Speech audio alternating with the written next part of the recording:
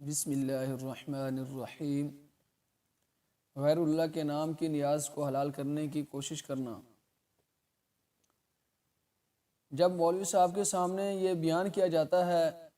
کہ قرآن میں 4 جگہ غیر اللہ یعنی اللہ کے علاوہ کسی کے نام کی بھی نظر و نیاز کو حرام کیا گیا ہے، تو اس کے جواب میں وہ کہتے ہیں کہ اس کا مطلب ہے بقرہ عید کا بکرا اور گائے بھی حرام ہو گئی،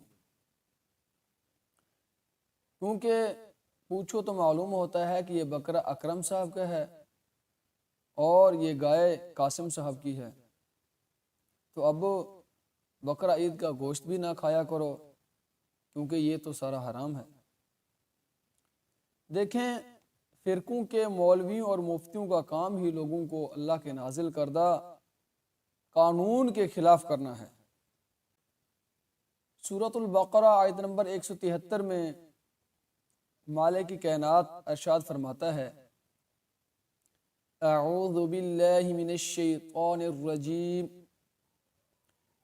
انما حرم علیکم المیتۃ والدم ولحم الخنزیر وما اہل بہ لغیر اللہ، اس نے حرام کیا تم پر مردار، بہتا ہوا خون، سور کا گوشت اور ہر وہ چیز جو غیر اللہ کے نام سے منسوب کر دی گئی ہو۔ فرمایا وما اہل بہ لغیر اللہ، یعنی ہر وہ چیز جو غیر اللہ کے نام سے منسوب کر دی گئی ہو وہ حرام ہے۔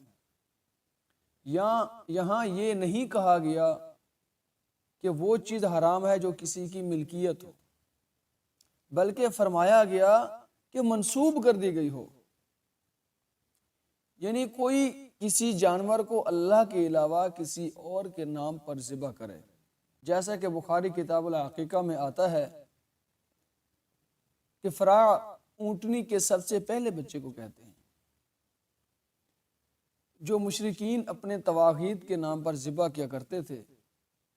اور عتیرہ اس قربانی کو کہتے ہیں جو رجب میں کی جائے۔ اسی طرح اسلام سے پہلے عقر یعنی قبروں پر جانوروں کا ذبح کرنا ہوتا تھا۔ نبی صلی اللہ علیہ وآلہ وسلم نے فرمایا اسلام میں عقر نہیں ہے۔ عبد الرزاق نے کہا کہ زمانہ جاہلیت میں لوگ قبروں کے پاس جا کر گائے یا بکری ذبح کیا کرتے تھے، اس کا نام عقر ہے۔ سنن ابی داؤد کتاب الجنائز۔ تو واضح ہوا کہ اللہ کے علاوہ جس کسی کو حاجت روا، مشکل کشا، اولاد دینے والا، بگڑیاں بنانے والا وغیرہ سمجھ کر اس کے نام پر ذبح کیا، یا ان کے یوم ولادت یا یوم وفات پر ذبح کرنا، یا ان کی قبر پر جا کر ذبح کر دینا،